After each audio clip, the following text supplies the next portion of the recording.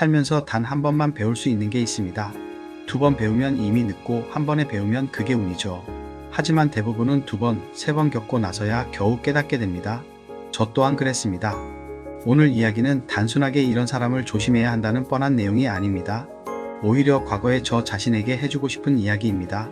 30대 후반, 40대 초반의 저에게 제발 그 사람의 눈을 똑바로 보고 그 사람이 돈 앞에서 어떻게 말하는지 주의 깊게 들으라고 말하고 싶습니다. 그 사람의 모든 것이 거기에 담겨 있으니까요. 저는 여러 번 사업을 시도해 봤습니다.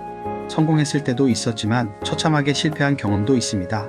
실패할 때마다 공통적인 원인이 있었는데 바로 사람이었습니다. 결국 돈 문제는 사람 문제였습니다. 시스템 자체가 무너진 것이 아니라 시스템을 함께 만들어가던 사람이 문제였던 거죠. 어쩌면 처음부터 그 사람은 그런 사람이었는데 제가 제대로 알아보지 못했던 것 같습니다. 가장 먼저 떠오르는 사람이 있습니다. 이름은 밝히지 않겠습니다. 오래된 친구였고 20대부터 알고 지냈습니다. 그 친구가 처음 저에게 돈 이야기를 꺼낸 것은 36인가 7살쯤이었던 것 같습니다. 작은 사업을 시작하고 싶은데 자금이 부족하다는 것이었습니다. 그렇게 이야기가 시작되었습니다. 처음 들었을 때는 정말 솔깃했습니다. 구체적인 숫자도 있었고 몇 달 안에 수익을 낼 수 있다는 계산도 있었고 자신이 먼저 발로 뛰겠다는 의지도 보였습니다. 저는 그 친구를 믿었습니다. 15년 넘게 알아온 사이였으니까요. 하지만 돌이켜보면 저는 그 친구를 믿은 것이 아니라 그 친구의 말을 믿었던 것입니다. 그 차이는 정말 큽니다. 돈을 건넨 것은 3개월 뒤였습니다. 적지 않은 금액이었죠. 그 3개월 동안 그 친구가 했던 말들을 지금 다시 떠올려보면 조금씩 말이 바뀌고 있었습니다. 처음에는 6개월 안에 원금 회수가 가능하다고 했지만 한 달 뒤에는 생각보다 초기 비용이 더 필요할 것 같다고 했고 또 한 달 뒤에는 사업이라는 게 원래 예상대로만 되는 것은 아니지 않느냐고 했습니다. 저는 그때마다 그렇지, 그럴 수도 있지라며 고개를 끄덕였습니다. 친구니까 이해하려고 노력했던 거죠. 하지만 그것이 문제였습니다. 진심으로 계획을 세운 사람은 쉽게 말을 바꾸지 않습니다. 말을 바꾸더라도 명확한 이유를 설명합니다. 이 부분에서 예상치 못한 변수가 발생해서 계획을 수정했다고 설명하는 사람과 원래 사업은 다 그런 거 아니냐고 얼버무리는 사람은 완전히 다릅니다. 전자는 생각하는 사람이고 후자는 책임을 회피하는 사람입니다. 결국 그 친구는 어떻게 되었을까요? 사업은 제대로 시작조차 하지 못했습니다. 사무실 임대료로 대부분의 돈을 써버렸고 그 후에는 조금만 더 있으면 된다는 말만 되풀이했습니다. 그때 저는 주변 사람들에게 물어봤습니다. 공통된 대답이 돌아왔습니다. 너만 그 친구에게 돈을 빌려준 것이 아니다. 그 말을 듣는 순간 머리가 하얗게 변하는 느낌을 받았습니다. 아마 겪어보신 분들은 아실 겁니다. 나중에 그 친구를 만났을 때 그 친구는 이렇게 말했습니다. 나도 피해자다. 내가 믿었던 사람이 나를 배신했다.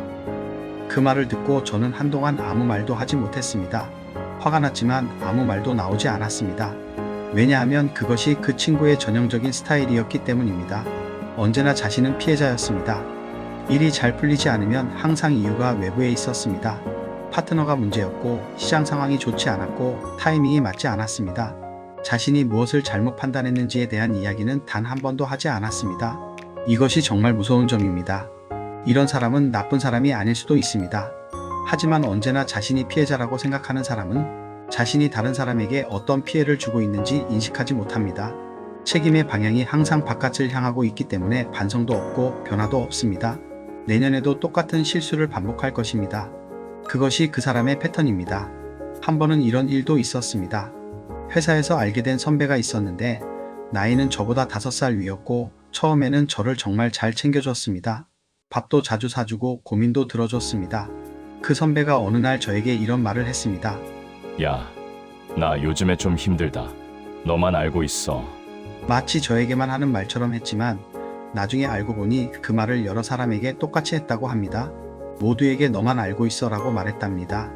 그 선배가 돈을 빌려달라고 할 때는 돈 이야기를 직접적으로 꺼내지 않았습니다. 관계에 대한 이야기를 먼저 꺼냈습니다. 우리가 어떤 사이인데 형이 나중에 2배로 갚아줄게 라는 식으로 말하면서 거절하면 마치 관계를 거절하는 것처럼 느끼게 만들었습니다. 저는 그 자리에서 거절할 수 없었습니다. 분위기가 그렇게 흘러가 버리면 그 자리에서 아니요 라고 말하기가 정말 어렵습니다. 그동안 쌓아온 시간과 정이 볼모로 잡히는 것입니다.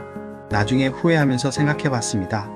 왜 그 자리에서 생각해 보겠다고 말하지 못했을까?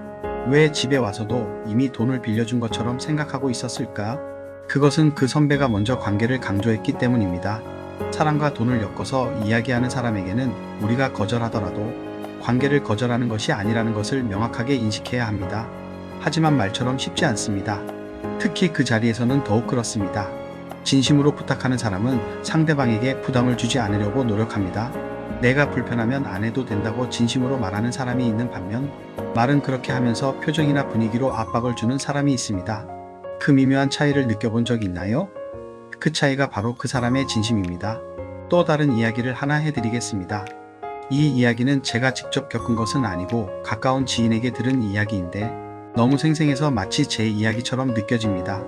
제 지인이 아는 사람 중에 항상 무언가를 시작하려는 사람이 있었습니다. 카페를 열겠다거나 온라인 쇼핑몰을 하겠다거나 계속해서 새로운 사업 아이템을 구상했습니다.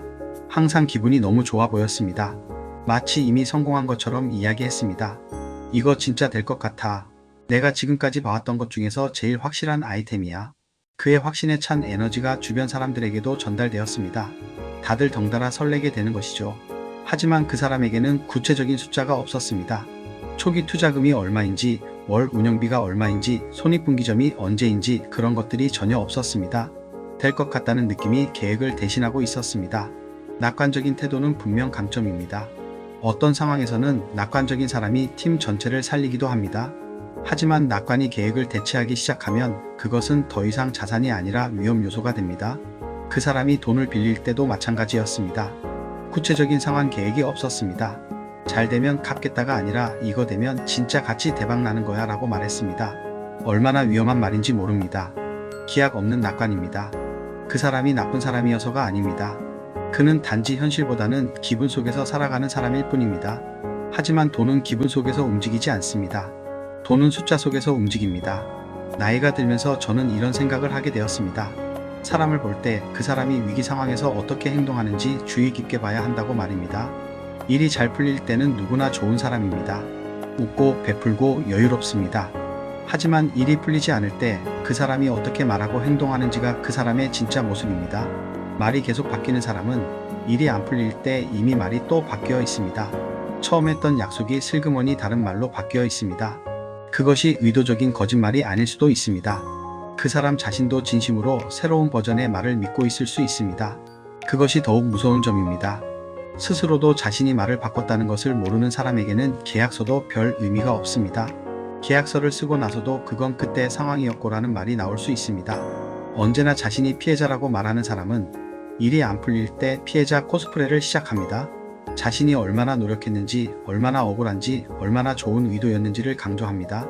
그의 말이 틀린 것은 아닐 수도 있습니다. 하지만 그런 말이 나오는 순간 문제 해결에 대한 논의는 사라지고 자기 방어만 남게 됩니다. 해결책 제시보다 자기 방어가 우선인 사람입니다. 관계로 압박하는 사람은 일이 틀어졌을 때 내가 너한테 얼마나 잘해줬는데 라는 말을 꺼냅니다.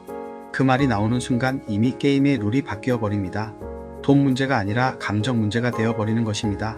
그 사람에게 돈을 돌려받으려면 감정 싸움에서 먼저 이겨야 하는데 감정 싸움에서 이기면 관계가 끝나고 지면 돈을 돌려받지 못합니다.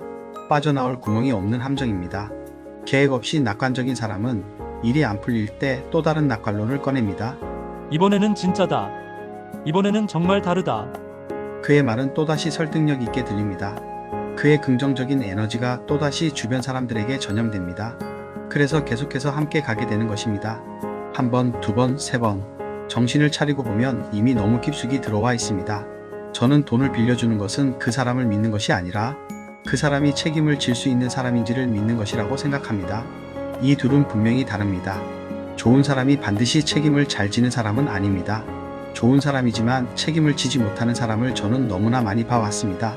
그래서 저는 이제 돈 거래를 할 때 그 사람의 마음이 아니라 그 사람의 행동 패턴을 봅니다. 과거에 그는 어떻게 행동했는지, 약속을 어떻게 지켰는지, 어려운 상황에서 어떤 선택을 했는지, 그것이 미래를 예측할 수 있는 유일한 단서입니다. 여러분도 아마 이 이야기를 들으면서 떠오르는 사람이 있을 겁니다. 아, 바로 저 사람이네라는 생각이 드는 얼굴이 있을 것입니다. 만약 그런 사람이 떠오른다면, 지금 당장 무언가를 결정해야 하는 상황이라면 오늘 제가 드린 이야기가 조금이라도 도움이 되었으면 좋겠습니다. 후회는 항상 늦게 찾아옵니다. 하지만 지금 이 이야기를 듣고 있다는 것은 아직 늦지 않았다는 의미입니다. 돈을 잃는 것은 다시 벌면 됩니다. 하지만 사람을 잃는 것, 그리고 그 사람을 믿었던 자기 자신이 무너지는 것, 그 상처는 생각보다 오래 갑니다. 그러니 처음부터 신중하게 판단해야 합니다. 그 사람이 돈 앞에서 어떻게 말하는지 그것이 전부입니다. 그것이 그 사람의 모든 것을 보여줍니다. 마지막으로 한 가지만 더 말씀드리겠습니다. 이 이야기를 듣고 혹시 떠오르는 사람이 있어서 지금 빌려주기로 한 돈이 있다면 딱 한 번만 더 생각해 보십시오. 그 사람이 과거에 어떤 말을 했고 그 말이 얼마나 지켜졌는지 그 한 번의 생각이 여러분의 1년, 2년을 더 지켜줄 수 있습니다. 관계가 소중할수록 돈을 섞지 않는 것이 그 관계를 지키는 최선의 방법일 수 있습니다. 냉정한 것이 아닙니다. 오히려 그 사람을 진심으로 아끼는 방법일 수 있습니다. 오늘 이야기는 여기까지입니다.